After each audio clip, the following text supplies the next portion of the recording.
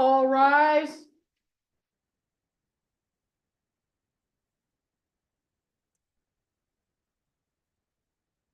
The Honorable Justices of the Supreme Court, hear ye, hear ye, hear ye. All persons having business before the court are admonished to draw nigh and give their attention to the court. Now sitting. Please be seated.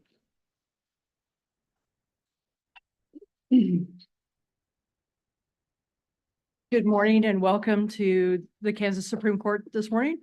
We welcome both those who are in the courtroom as well as those who are watching on our live stream.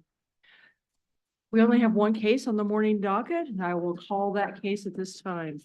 It is 124378, League of Women Voters of Kansas, Loud Light, Kansas Appleseed Center of Law and Justice, Inc., and Topeka Independent Living Resource Center appellants versus Scott Schwab in his official capacity as Kansas Secretary of State and Chris Kobach in his official capacity as Kansas Attorney General as appellees. Will counsel please come to the lectern and enter their appearances?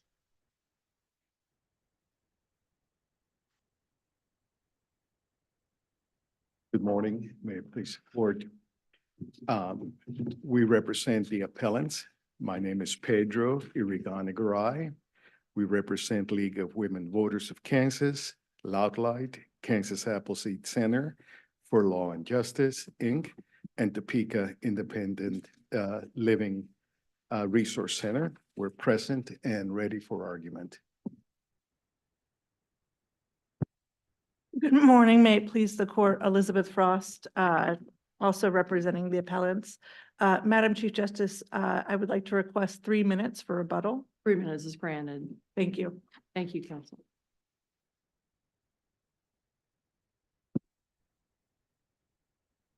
Morning, Chief Justice Brad Schlossman for the defendants, appellees, and with me at council table is Tony Powell, the Solicitor General, ready and present for argument. Thank you, Mr. Charlton. Before we begin, I'd like to just take a moment to explain to those who may not be familiar with the processes that we use or have seen us in oral argument before, that we have received briefs from the parties. We have also had the record that was developed in the Court of Appeals, so transcripts, the motions, the orders of the district court, and other documents that are available to us. The court is familiar with those. We have also done our own legal research to some extent. May still have more to go, but we hopefully have done quite a bit of legal research on the issues that are before us. So we have made notes, of course, to remind us about the contents of all of those documents and about the details of the parties' arguments. So you may at times see us looking at the notebooks, the papers, the computers that are sitting before us. We just want to assure you that when we do that, we are doing it only to refresh our memory or to look exactly at the language that might be involved in a statute, a case, or something else. We are certainly not distracted, and we are still actively listening to the arguments of counsel whenever we are doing that. With that explanation, I would ask Ms. Frost to please come to the.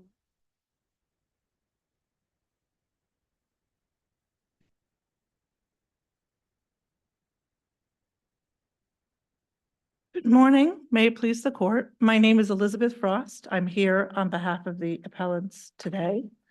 And I'll just jump right in. The plain text of the challenge provisions is almost uniquely unconstitutional. Every direction you look, you find a constitutional infirmity. The district court avoided this inevitable result by reading in language into the statute that wasn't there, ignoring language that was, and misapplying the legal tests. It denied the temporary injunction on this basis, and the state defended it by rewriting the statute as well. In fact, the other TI factors were barely contested at all.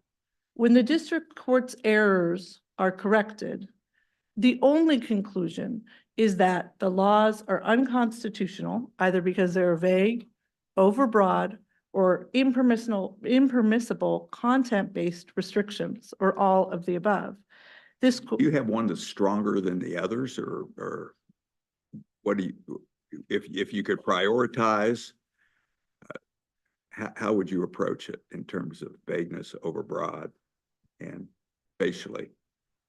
Sure, Justice Rosen. So I've actually considered this quite a bit, as you can imagine. And they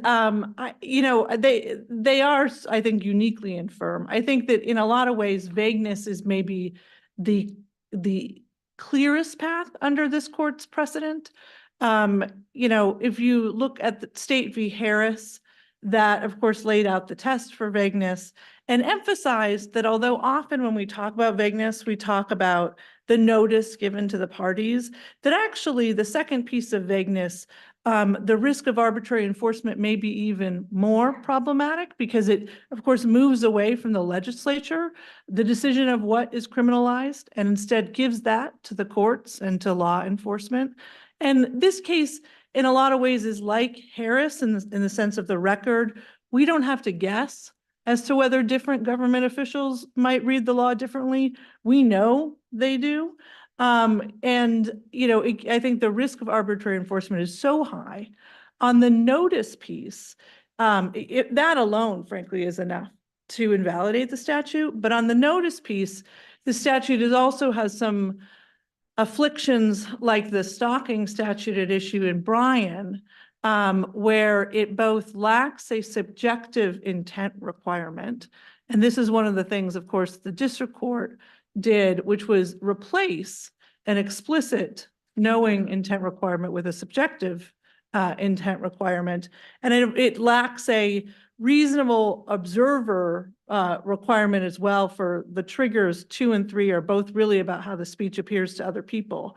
In fact, the last time we were here, the state's attorney acknowledged that you need a reasonable person to save the statute. So each of these things are independently reasons alone to find vagueness. Now, the problem, of course, is vagueness and overbreadth, as Harris talks about, often overlap. I mean, a law can be so vague on its face that it's effectively overbroad because it reaches constitutionally protected conduct. Or as this court applied the overbreadth test in Trotter, it basically asked, can it be read to reach constitutionally protected conduct? And although, of course, the decision that this court entered on standing was not on the merits, it did emphasize repeatedly the lack of clarity in the plain text. And that same lack of clarity, I think, ultimately dooms the statute under the overbreadth doctrine and probably the vagueness doctrine as well. What would a reasonable listener standard do to your argument? Well, a reasonable listener Haven't to adopt it.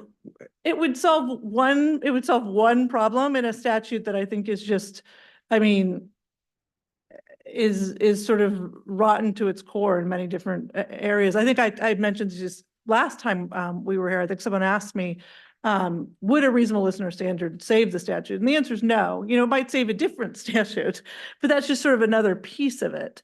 Because you still don't have the subjective intent standard that you require. It's still, to boil it down as simple as possible, every time I think about this, we always come back to the same place, which is that it is still not clear what A2 and A3 actually do. That is not covered by A1 or is not covered by other statutes that already exist in the law. And this court noted in the standing decision that it is facially a content-based restriction.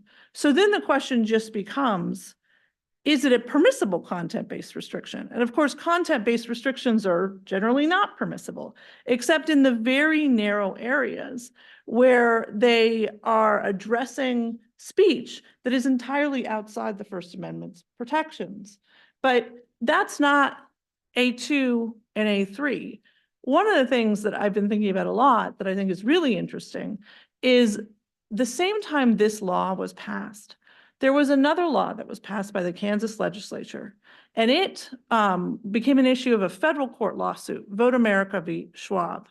And there were two parts of it, but one part in particular specifically criminalized, made it a misdemeanor, not a felony like this law, but specifically criminalized the sending of absentee ballot applications to voters that had any information filled in on them. And the argument that the state made in that case for the necessity of that specific law was that voters were getting multiple mailings with things that, were official voter registration or absentee ballot registration forms. And they were confused. Where are they coming from? Am I submitting several of them? It was causing some administrative difficulties. The federal district court had no problem finding that that was protected First Amendment conduct and enjoining the law. And in fact, the state, the same defendants in this case, the Attorney General and the Secretary of State, ultimately acquiesced to that, entering in a consent judgment. Now we're hearing, some argument that, well, that's what this law is supposed to do. This law is supposed to protect Kansas voters from getting mailings that they're confused about or, not knowing whether or not they've already registered. But they can't criminalize through a vague law that doesn't say the explicit, what a federal district court found explicitly violated the First Amendment. And of course, this is under the Kansas Constitution. At the very least, the Kansas Constitution goes as far as the federal Constitution. I want to make sure I understand your all's activities collectively, the plaintiffs. Is there any risk to your activities if you can avoid criminal prosecution by having a disclaimer on your literature or a button on your lapel that just says, I ain't an election official? So there is binding Supreme Court precedent that says that that would violate the First Amendment. Meyer and Buckley, which both involved petition regulators, one of the things involved in the Colorado, it was a series of laws that actually the people passed through initiative to regulate the initiative process, was simply requiring petition gatherers to wear name tags. And what the Supreme Court said was, unless you have a specific showing that you need this to really prevent some real ill, you can't require them to wear name tags. And the reason is because it narrows the pool of available circulators. It narrows the pool of people who carry the message because they are afraid of the crime. They're afraid that maybe they'll screw up the message. Maybe they'll forget their name tag, and they're less willing to do it. So I think both of those cases would probably not allow for that. I was thinking about, as a sideline on that inquiry, the references that the Douglas County election official said that they give out to nonprofit groups a bunch of literature. I'm trying to figure out, certainly the First Amendment ought to protect anybody to stand out on a street corner and hand out official government literature without making it a felony. Even if someone were to look at it and go, ooh, maybe this person works for the office. I mean, and I assume that would be your view. Oh, I think absolutely that's right. And I was responding to, maybe I misheard the question, but the idea that they might have to, that they might be able to avoid it by offering some additional language. The other. That was my question. Okay. Now it's now chasing a different. Yeah, yes, I agree with that. Well, if the court has no further questions, maybe I'll save the rest of my time for rebuttal. Well, let me ask, with Counterman, the U.S. Supreme Court decision in Counterman suggested that even when you're trying to regulate a historically unprotected category of speech to protect, the chilling effect of that regulation, you have to have that subjective mens rea requirement. But what factors do we look to in deciding what level of mens rea is appropriate? Because this one has a knowing. So I'm assuming your argument is it has to be intentional, but what sort of factors has the U.S. Supreme Court or other courts identified to sort of guide our discretion in sort of assessing the appropriate mens rea? Yeah, so I think there's two, and I think they're articulated in Counterman. I think that Counterman sort of creates this I guess, timeline, if you will. And the closer you get to core protected speech, the higher the level of mens rea has to be. And I think you see that reflected in actually this court's decisions in the stalking case in Bryan, even though stalking is obviously not protected political speech. The danger that unless you have very specific guardrails to make sure you're not actually picking up someone who's sort of just going about their business and has, created a feeling in someone else that either both isn't intentional, but actually Brian says it's not just enough that it's intentional. The person has to actually intend to cause harm. And I think that does reflect what you see in Counterman, which is this idea that when you are in a space where there is some risk that you could pick up protected speech, even if it's not core political protected speech, which is what we're talking about here, you really need to dial up the intent requirement. And you probably need some other safeguards. I think Brian laid out 4, one of which was also said that you needed explicitly to say you weren't covering unconstitutional or constitutionally protected conduct. You needed an objective listener standard, right? You needed all of those things. So I think that's reflected in this court's jurisprudence as well. What do we do with the posture of the case this portion of the case that's before us now is on the temporary injunction, and we say you're likely to prevail in the declaratory judgment action? What do we do with the other 4 factors that are out there? The district court never dealt with them. The Court of Appeals never dealt with them. They're briefed slightly by both parties. What should we do with this, given our court and what we typically do with these kinds of situations? Yes, well, it's a constitutional harm. So to some degree, the rest of the factors tend to fall in line with that. The irreparable harm, I'll say today is actually the last day for voter registration for the presidential primary, which means that we filed this motion for a temporary injunction in July of 2021. This is the 7th election that the plaintiffs have not been able to freely register voters without fear that they will be arrested or prosecuted for, that really important civic duty. I think the reason the state had an opportunity to brief it. I think the reason the state didn't really contest those other 3 factors and instead really relied on this rewriting of the statute is because the irreparable harm becomes very obvious at that point.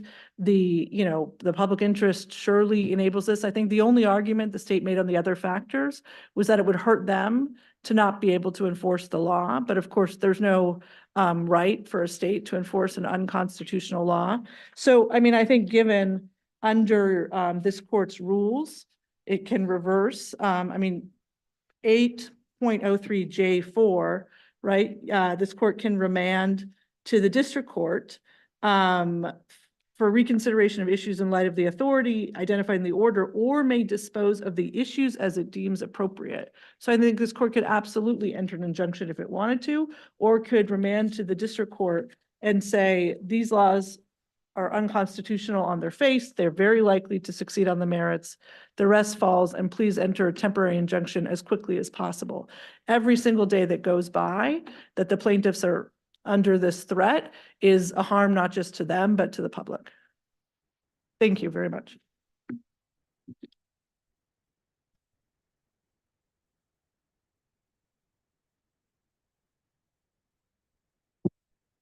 Chief Justice Lukert, and may it please the court. This lawsuit has addressed a number of statutory issues in this case, but at the end of the day, if the court applies traditional rules of statutory construction and the normal canons that must apply here, this statute can be applied in a constitutional manner. The plaintiffs here are aggressively seeking to avoid the court applying those traditional canons in order to take the most unkind, uncharitable, and aggressive interpretation they can. But that interpretation, that approach, if you read the Counterman opinion, that is exactly the opposite of what a court must do. There is a subjective component in this in this statute. It is the word knowingly. It applies to every single element, and the approach in the statute is focused on the speaker. I know that the plaintiffs have tried to say that it's all focused on the subjective views of a third-party listener.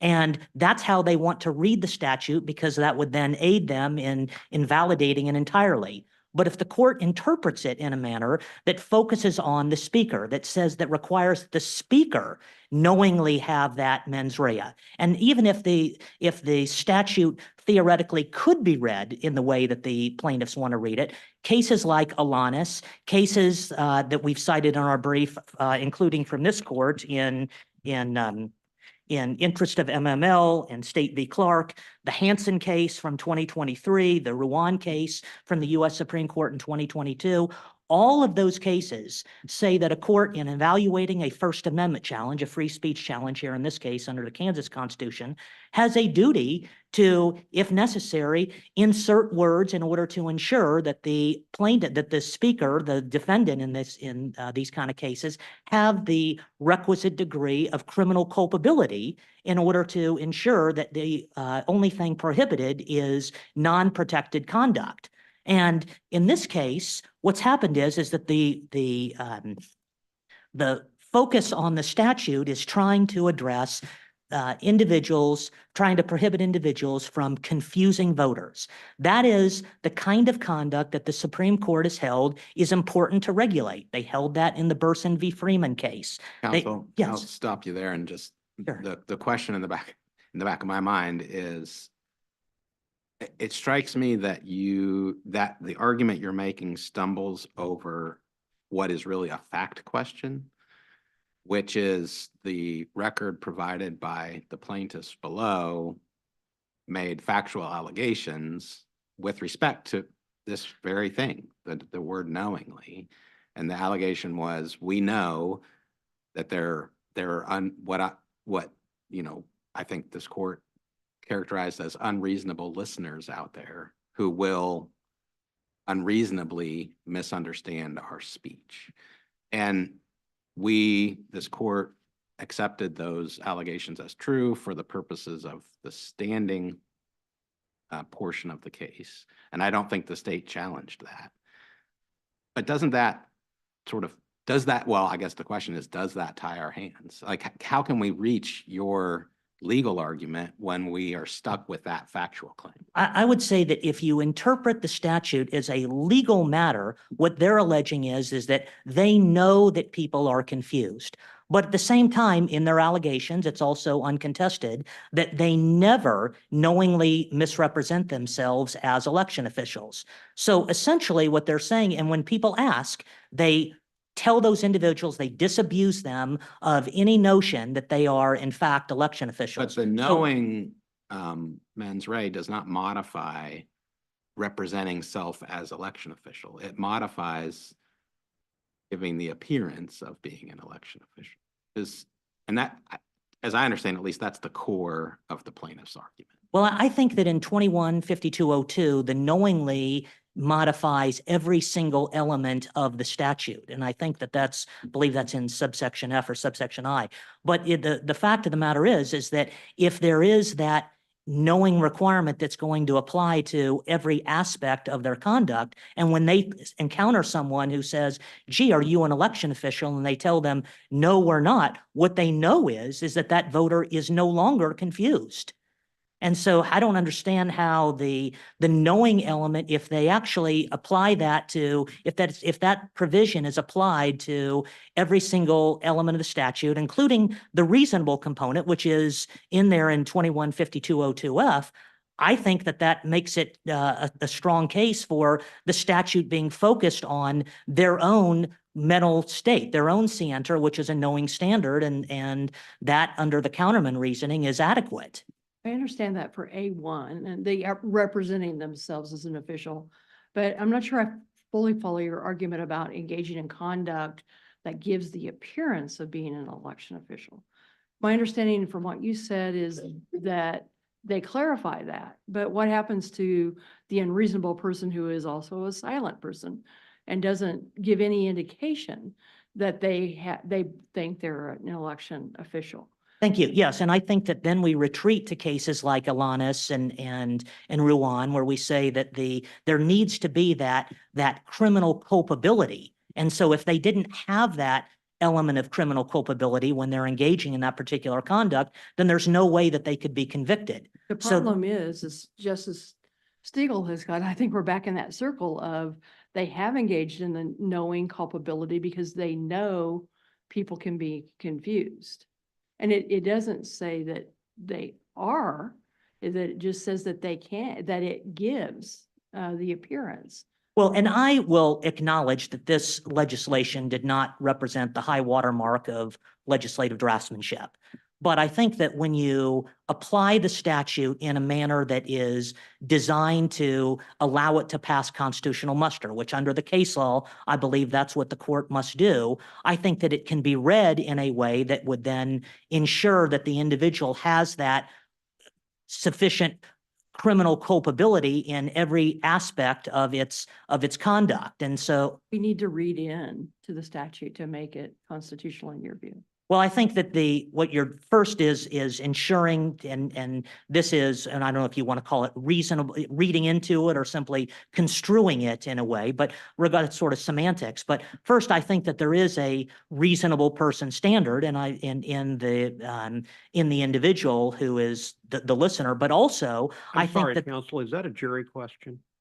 no, I think that would be a legal question, Your Honor. I think that that's a So you'd have to- statutory just so- but construction. You'd have to be arrested, booked, bond, the whole bit, and then eventually file a motion to dismiss as a legal question as to whether the conduct that you did out there in the parking lot of the Walmart, whether that was, whether you would know that conduct portrayed you as an election official to a reasonable person. That sounds, I mean, I don't know, that sounds to me like a jury question, but even if it's a legal question for the judge, that has a tremendous chilling effect on this speech, right? Well, I think that if A this. lot of trouble to go to find out whether what you did was correct. I think if this court were in its opinion to apply that construction and provide an interpretation that then would guide the public's conduct, that those kind of issues could be avoided. So, I mean, I acknowledge that if you read it in the way that they want to read it, in the most uncharitable way, then those issues can come about. My point is that this statute can be construed consistent with traditional canons of construction in a way that I've articulated, and I think that would avoid these harms. What's the state's? So this statute criminalizes the dissemination of truthful information, correct? No, I think It that. has to. I mean, if this person who's looks like an election official is and let's say they're just handing out pamphlets from the election office, perfectly accurate information, they can go to jail. I do not think that simply handing out election materials is the kind of conduct that is intended to be addressed by the statute. I How think do that we find that language in the statute that doesn't make any sense really to me.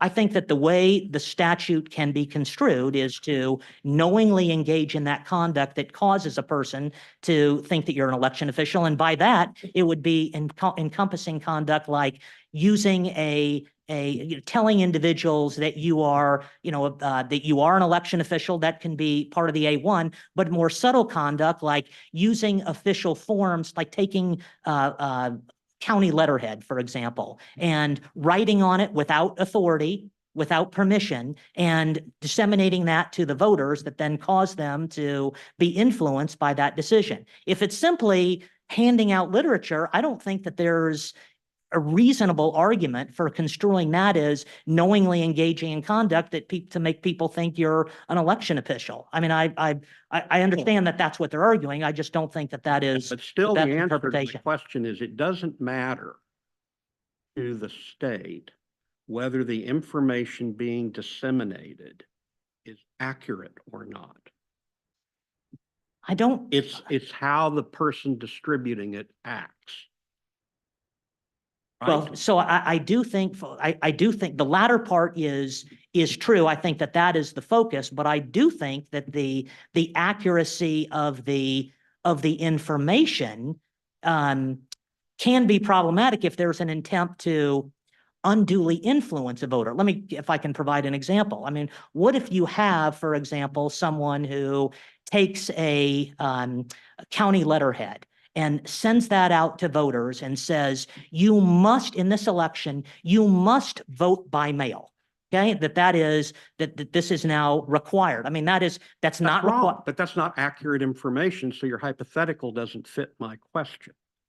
Well, I think if there is, if what they're providing, if they're still, I mean, there is, U.S. Supreme Court has frequently recognized the importance of, for example, prohibitions on impersonating election officials, because it goes We're to, not talking about that because that's covered already by well, what if Section it's 1. more subtle conduct though, Justice Biles? I mean, if it's the kind of thing where, But again, if it's subtle conduct, that's over here. I'm focused on the information that's being disseminated yeah, by this person.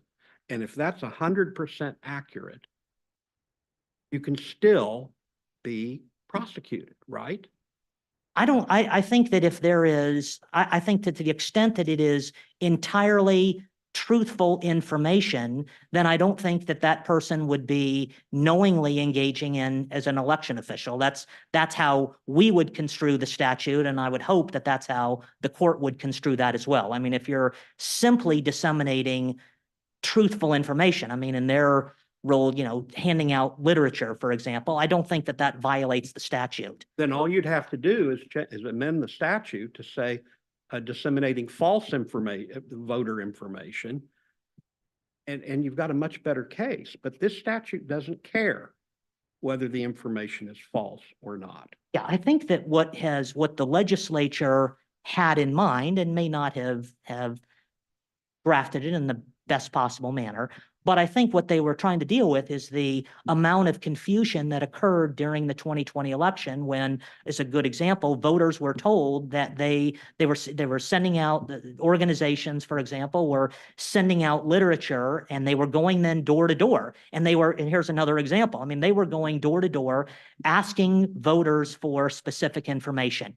And often, and it was accurate information, right? I mean, it was, hey, we want your voter data because we want to encourage you to vote. It turns out a lot of those were nefarious actors. They were trying to use it for nefarious purposes. It was accurate information, and they were going and they were essentially knowingly engaging in conduct where they knew that the person at the door was going to think that they were an election official, and then they ended up using that information for identity theft or other. You can criminalize the use of information without criminalizing the door-to-door expression that happens. Well, I think they were trying to get at the most effective way to block that, is what they felt, and they felt that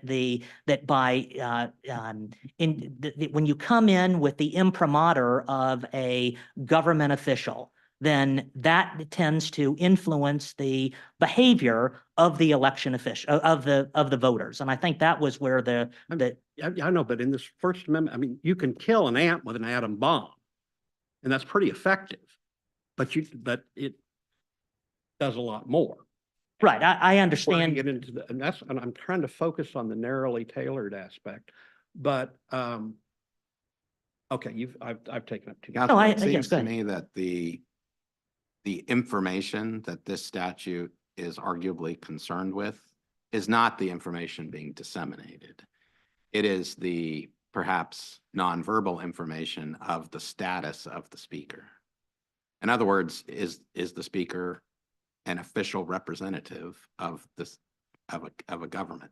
Right. And Is that correct? that is correct. So it and- doesn't matter whether whatever information is, that statute's not aimed at regulating the truth or falsity of the information being disseminated.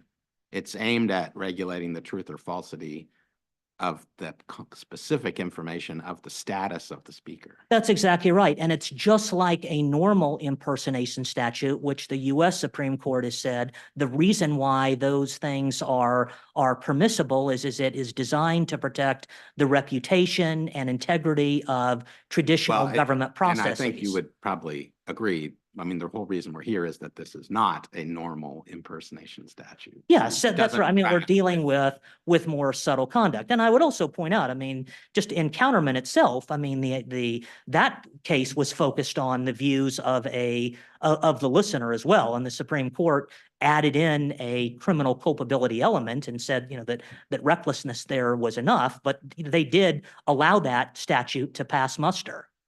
Oh, no, just one final quick question. We got a 609 notice from one or maybe both of the parties about pending legislation that at least proposes to modify the language of this statute.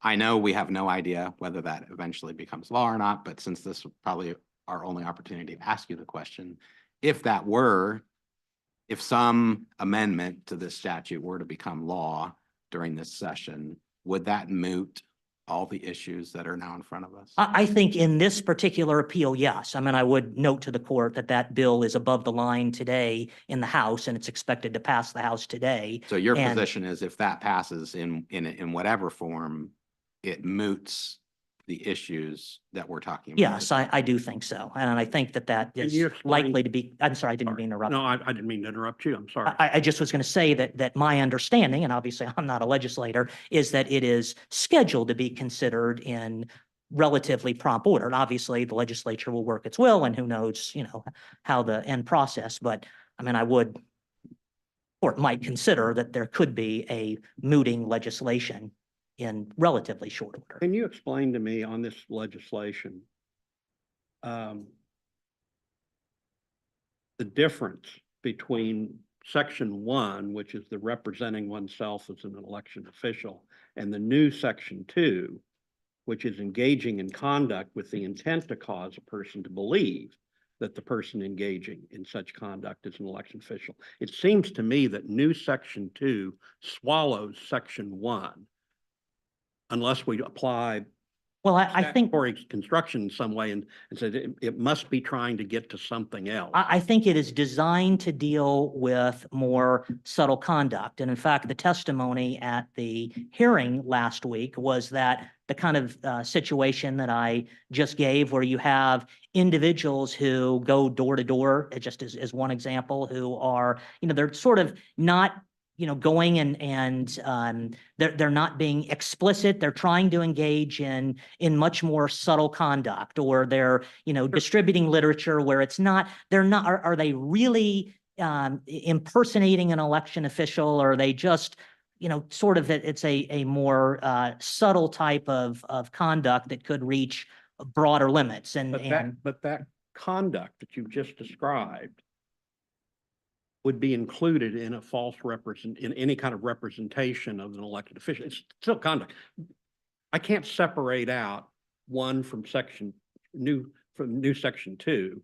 And if I can't do that, then I've got to wonder what's at play. Well, I think maybe not. I don't know that I'm prepared to concede that point that one would swallow 2. I think that there could be conduct that on a more subtle basis where 2 would apply and not 1. I understand that. Yeah. But every 2, but a 2 can be a 1. I don't one know. Can always be a 1 will always be a 2. I would say that it is, no, I mean, no, I think there could be situations where you're not specifically trying to represent yourself as an election official, but you're engaging in conduct that you sort of know is going to cause that person to believe. I mean, it's a subtle difference, but I think that's I mean, and I would also point out, I mean, that the fact that there may be some repetitiveness to it, and I don't think there is. I mean, that's certainly not infirm for the constitutional purposes. Before you sit down, Yes. one of the discussions we had with your counsel was the vagueness, the second prong of vagueness, and whether the statute guards against arbitrary and discriminatory enforcement. And nobody briefed in this case is an example of that. We have the Douglas County District Attorney, the top law enforcement officer of Douglas County, a populous county in the state, that says she will not prosecute based upon this crime. And I think she calls it too vague and too prong, and threatens too broad, and threatens to make felons out of dedicated defenders of democracy. Kind of a position of that. And doesn't that invite, if you're a resident of Douglas County, the chief law enforcement officer of Douglas County isn't going to prosecute based upon this statute. If you live somewhere else, perhaps you are subject to it. Why doesn't that fit that prong of vagueness? Well, I'm not going to criticize the Douglas County attorney. And or her I'm not motive. inviting Yeah, that, but right. it's just the point. Yeah.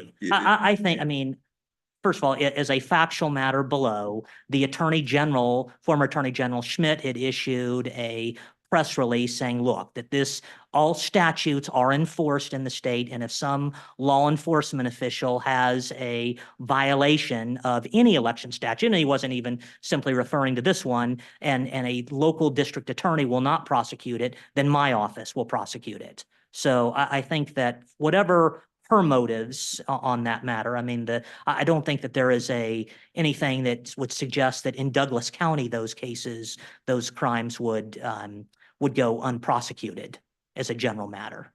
And can I just answer one question that you asked, opposing counsel? I realize I'm out of time.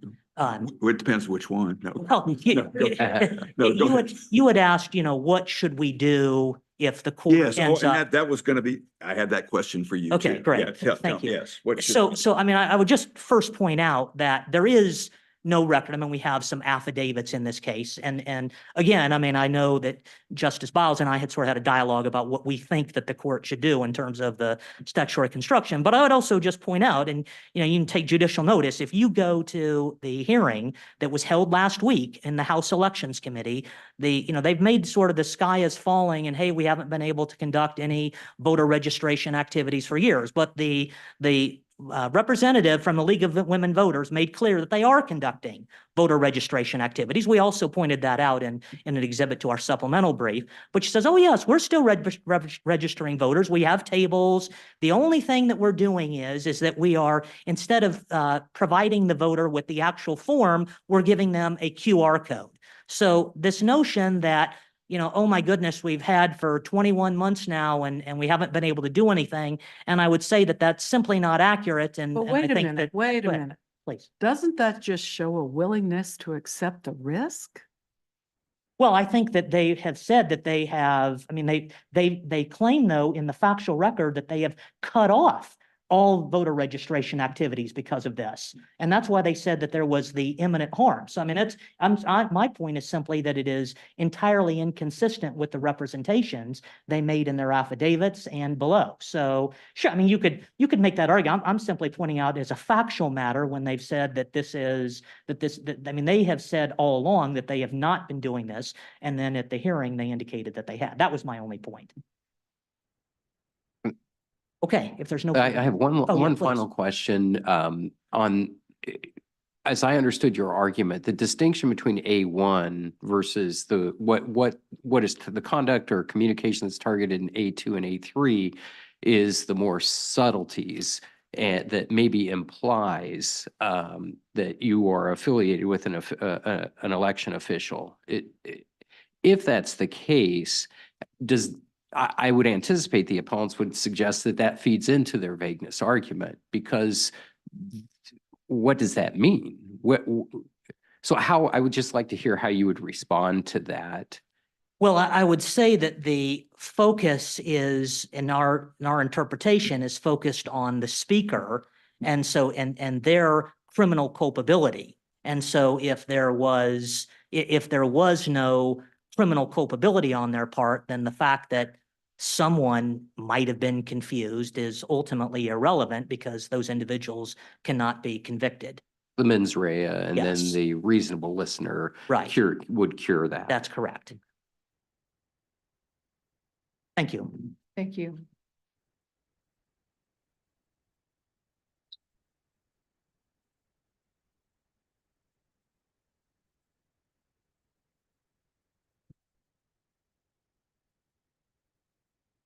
The speculation about what the legislature was trying to get to with these laws is completely spun from whole cloth. These laws were barely discussed.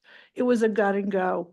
The language was put into the bill in the Senate, and the only discussion was in the conference committee. In that discussion, legislatures identified some of these problems, saying, oh no, this looks like language that could catch up. Activities by the League of Women Voters. We really should do something to change this language. And the conference committee refused to do it. So the idea that this court can now rewrite this legislation to do what the conference committee refused to do is obviously beyond what courts usually do. There's evidence in the record of that at R1 186 and 87, R1 196 and 97. As Justice Biles pointed out, if you're concerned about false representation, giving false information to voters, you can put that in the law. In fact, Kansas statute 25-2415 makes it a felony to give false information to voters to intentionally impede their voting rights. That's not what this law says. I also want to draw your attention to 25-2420, which is the law that makes election fraud by an elections official. And it has a very specific intent, an intent to hinder, prevent, or defeat a fair election. Notably, that's a level 10 non-person felony, significantly less prison time than this law, where it's still unclear what it does. The new legislation that has been proposed, it's obviously not law. We don't know if it'll ever become law. We don't know what it will say if it does. But I think that you hit the nail on the head. It's not clear what the new A2 does that A1 doesn't do. And Could you really quickly I would like to get the plaintiff's perspective on my mootness question. yes, it won't be moot, Your Honor. Let's assume that the language before the legislature now is the language that becomes law, because like obviously. So then why wouldn't it be moot? I guess. Well, for a couple reasons. So number one, as this court has held in the Gannon discussions, when there's still an issue of unconstitutionality, you can still reach it. And the Supreme Court, and I apologize. If what you're saying is that the new language might also be constitutionally infirm, and that issue might be properly observed in this lawsuit, that makes complete sense to me. But I guess my question is, if the language we're arguing about is struck from the books, like what's left for us to do? So if the proposed legislation now were to be amended and were to strike A2 and A3, which is what we're asking for, the law would be moot. You would get what you want, and that portion of your argument is at least moot. But the proposed legislation doesn't strike A2 and A3.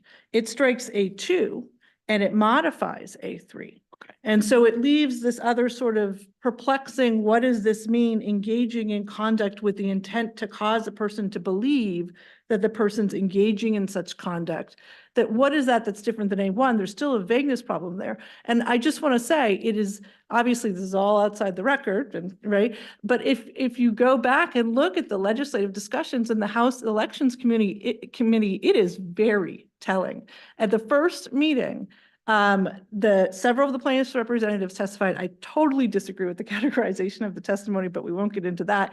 But one of the, they talked about how we still don't know what this A2 is that's different than A1. And some of the legislators seemed very receptive to that. And they said, you know what, let's think about how to be more specific about what it is that we are after here. And we'll go back and we'll see if we can come back with that language. When they came back Friday, they said, we tried. We couldn't do it. We gave up. We decided that the intentional mens rea will save someone from being wrongfully convicted. But of course, that doesn't save someone from the fear and the chill, which itself is a constitutional infirmity. Thank you very much. Thank you to both counsel for your arguments in this case. The court will take this matter under advisement. What that means is that the court will actually probably in just a few minutes begin discussing this case among the justices. We will work through the various issues and develop hopefully some consensus or at least some avenues of what we need to do as next steps. Most often in that conference, we will emerge with a justice being assigned to be the author of the decision. When we reach that point, the decision is drafted, is circulated among the 7 justices, all of whom will review that, make suggested edits. We may have people who would dissent or concur in the rationale of the decision, which would mean that there would be additional written portions of separate opinions. As all that process continues, once it is completed, it is filed. We do issue press releases to notify the public that the decision has been filed. And that decision and all other decisions of this court are available on our website at kscourts.org. With that, court is adjourned.